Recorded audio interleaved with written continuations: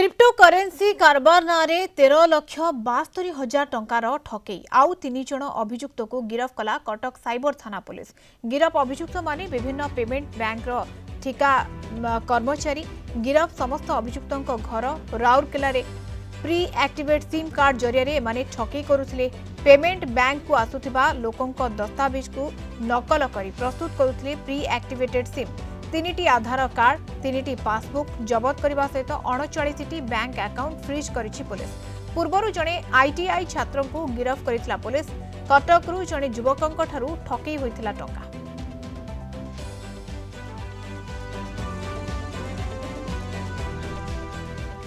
Cuttack reporter जय महांती आम सहित फोन लाइन रे जोड़ी होइछन्ते संपर्क में अधिक सूचना पाई। जय, क्रिप्टोकरेन्सी नारे कारबार नारे 13,72,000 टंकार ठकई ये बड़ ठकई सामना को आसुछि एवं कटक साइबर थाना पुलिस 3 जण अभियुक्तों को वर्तमान गिरफ करिछि।